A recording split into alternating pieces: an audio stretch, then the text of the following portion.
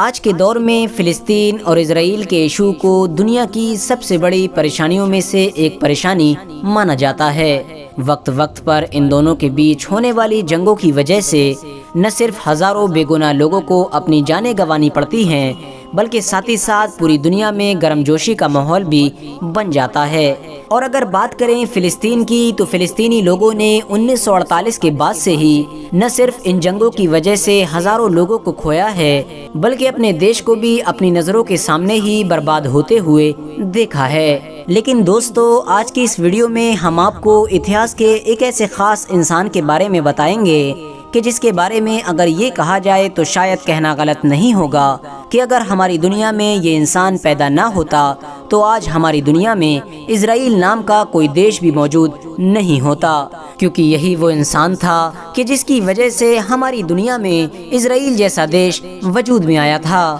تو دوستو، آج کی اس ویڈیو میں ہم آپ کو نہ صرف اس خاص انسان کی پوری زندگی کے بارے میں بتائیں گے، بلکہ ساتھ ہی ساتھ یہ بھی بتائیں گے کہ آخر اس انسان کا سلطنت عثمانیہ سے کیا رشتہ تھا۔ دوستو، یہ کہانی ہے 2 مئی 1860 کو ہنگری میں پیدا ہونے والے تھیوڈور ہرزل کی۔ وہی ہرزل کہ جو نسلی طور پر تو ایک جرمن یہودی تھا، لیکن اس کی زندگی کا زیادہ تر حصہ ہنگری میں ہی گزرا تھا۔ اس کی فیملی بچپن سے ہی بہت زیادہ امیر تھی۔ شروع میں ہرزل کو آرکیٹیکچر میں بہت شوق تھا اور اسی کو ہی وہ اپنا کریئر بھی بنانا چاہتا تھا، لیکن وقت کے ساتھ ساتھ جب دھیرے دھیرے ہرزل کو یہ محسوس ہوا کہ وہ اس میں کامیاب نہیں ہو پائے گا، تو پھر اس نے اپنے آپ کو شاعری اور لٹریچر کی طرف بڑھانا شروع کر دیا، اور یقیناً اس میں ہرزل کو بہت زیادہ کامیابی بھی ملی۔ اتنی کامیابی کہ اس نے وقت کے ساتھ ساتھ اس کو اپنا کریئر بھی بنا لیا تھا۔ اپنی جوانی کے شروع دنوں میں ہرزل جرمن لوگوں کو بہت زیادہ پسند کیا کرتا تھا، اور اس کا یہ ماننا تھا کہ جرمن قوم اس وقت پوری دنیا میں سب سے زیادہ ڈیولپ اور سب سے زیادہ ایجوکیٹڈ قوم ہے۔ ساتھ ہی ساتھ وہ یہ بھی مانتا تھا کہ اگر ہنگری میں رہنے والے یہودی جرمن لوگوں کو فالو کرنا شروع کر دیں گے تو یہ لوگ بھی بہت جلد ہی جرمن لوگوں کی طرح ہی کامیاب ہو جائیں گے، اور پھر دنیا میں ان لوگوں کو کوئی بھی انسان ٹکر دینے والا نہیں ہوگا۔ لیکن دوستو، ہنگری میں ایک خوشحال زندگی گزارنے والے ہرزل کی زندگی اس وقت پوری طرح سے بدل گئی کہ جب اس کی بڑی بہن کی اچانک سے موت ہو گئی۔ بڑی بہن کی موت کی وجہ سے اس کی فیملی اب زیادہ دنوں تک ہنگری میں نہ رک سکی اور بہت جلد ہی آسٹریا کے شہر ویانا میں شفٹ ہو گئی۔ ویانا میں شفٹ ہوتے ہی ہرزل نے سب سے پہلے ویانا کی ایک لاء یونیورسٹی میں ایڈمیشن لیا، جس کی وجہ سے بہت جلد ہی ہرزل ایک قابل اور اچھا لائر بھی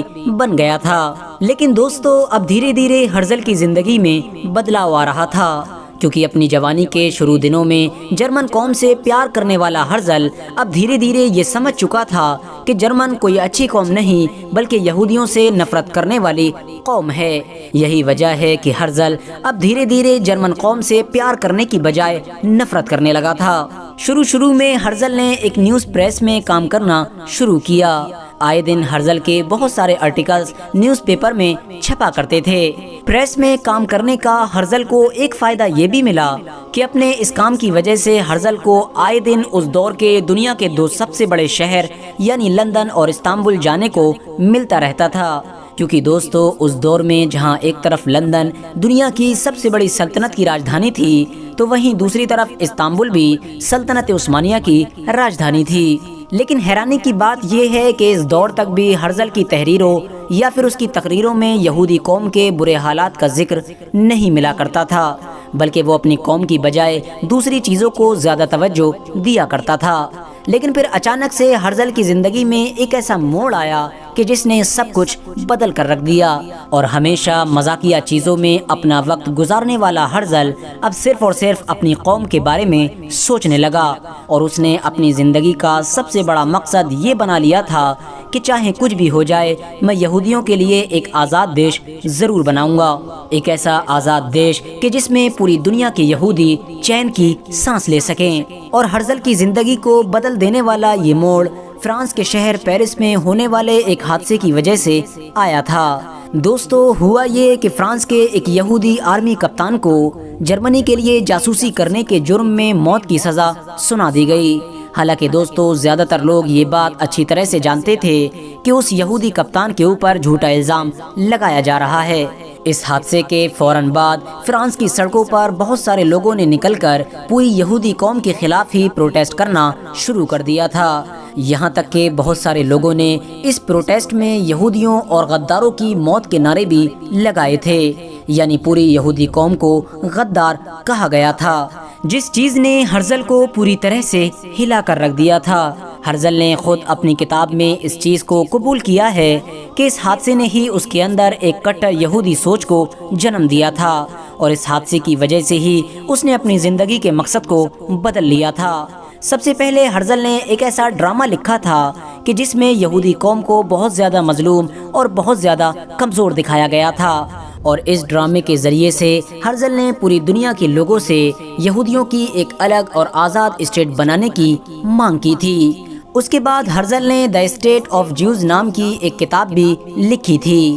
جس کتاب کے اندر ہرزل نے ایک یہودیوں کی الگ اور آزاد اسٹیٹ کی مانگ کی تھی۔ حالانکہ دوستو آپ کو بتاتے چلیں کہ اس وقت تک پوری دنیا میں کوئی بھی یہودی اسٹیٹ موجود نہیں تھی، بلکہ سارے کے سارے یہودی یورپ کے الگ الگ دیشوں میں رہا کرتے تھے۔ اس کتاب میں ہرزل نے لکھا تھا کہ پوری دنیا کے یہودیوں کو چاہیے کہ وہ جلد سے جلد فلسطین پہنچ کر وہاں پر اپنے ایک الگ دیش کی بنیاد رکھیں، اور اس دیش کو بنانے کے لیے چاہے یہودیوں کو کسی بھی حد تک گزرنا پڑ جائے۔ ساتھ ہی ساتھ ہرزل نے اس کتاب میں یہ بھی لکھا تھا کہ مجھے امید ہے کہ زخم کھائی ہوئی یہودی قوم ایک نہ ایک دن جواب کے لیے ضرور پلٹے گی، اور اس وقت یہودی قوم کو کوئی بھی انسان نہیں روک پائے گا۔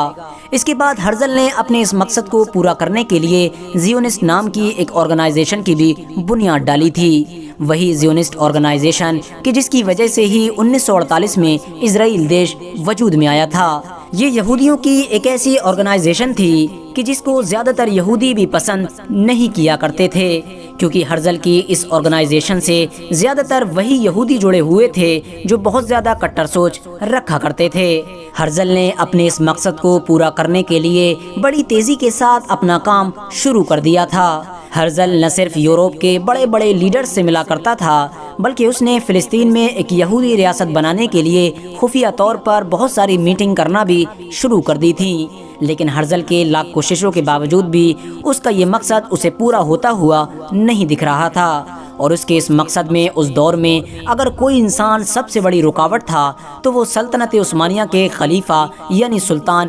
عبدالحمید تھے، وہی سلطان عبدالحمید کہ جن کو سلطنت عثمانیہ کا سب سے آخری طاقتور سلطان بھی مانا جاتا ہے۔ اسی لیے ہرزل نے اب آخرکار سلطنت عثمانیہ کے سلطان سے ملنے کا فیصلہ کیا، اور استنبول میں موجود سلطنت عثمانیہ کے محل میں موجود بڑے بڑے پدوں پر بیٹھے ہوئے لوگوں کے سورس کے ذریعے سے آخرکار ہرزل کو سلطنت عثمانیہ کے سلطان سے ملاقات کرنے کا موقع مل گیا۔ 1896 میں جب پہلی بار ہرزل کی عثمانی خلیفہ سے ملاقات ہوئی تو ہرزل نے فلسطین کی زمین کے بدلے میں عثمانی خلیفہ کو بھاری رقم دینے کا وعدہ کیا، لیکن سلطنت عثمانیہ کے سلطان نے فوراً منع کر دیا اور اس کو محل سے باہر نکلنے کا آرڈر جاری کر دیا، لیکن اس کے باوجود بھی ہرزل اپنی حرکتوں سے باز نہیں آیا اور اپنے مقصد کو پورا کرنے کے لیے بھرپور کوششیں کرتا رہا، اور آخرکار ایک بار پھر سے ہرزل کو سلطنت عثمانیہ کے سلطان سے ملنے کا موقع مل گیا، اور اس بار پھر سے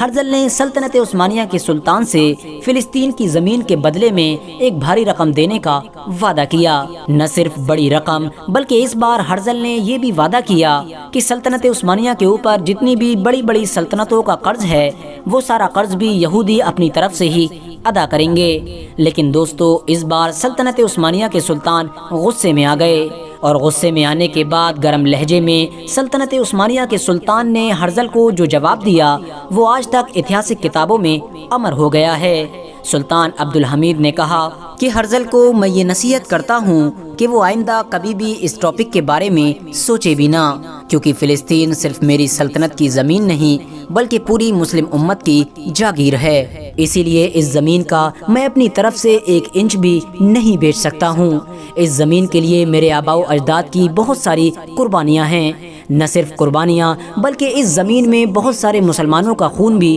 شامل ہے، اس لیے ہرزل اور اس کی ٹیم کو چاہیے کہ وہ اپنا سارا پیسہ کہ جو لاکھوں اور کروڑوں میں ہے وہ اپنے پاس ہی رکھ لے، کیونکہ خدا نخواستہ اگر سلطنت کا شیرازہ بکھر گیا، یعنی اگر میری سلطنت ختم ہو گئی تو وہ اس سرزمین کو فری میں حاصل کر لیں گے، لیکن جب تک میں زندہ ہوں تب تک وہ اس زمین کو کسی بھی طرح سے حاصل نہیں کر سکتے ہیں۔ عثمانی خلیفہ کے اس جواب کے بعد اب ہرزل یہ سمجھ چکا تھا کہ سلطنت عثمانیہ کے سلطان سے امید کرنا بیکار ہے، بلکہ اب اس کو کوئی دوسرا طریقہ ہی اپنانا پڑے گا۔ اسی لیے اب ہرزل نے اپنی صہیونی تنظیم یعنی زیونسٹ کو مضبوط کرنا شروع کر دیا تھا، اور یقیناً اب دھیرے دھیرے اس کی یہ کٹر یہودیوں کی تنظیم بہت زیادہ مضبوط ہونا بھی شروع ہو گئی تھی۔ یہودیوں کا ایک الگ اور آزاد دیش بنانے کے لیے ہرزل اتنا زیادہ پاگل ہو چکا تھا کہ اس نے اس دور میں عیسائیوں کے پوپ سے بھی مسلمانوں کے خلاف مدد مانگی تھی۔ لیکن دوستو، بدقسمتی سے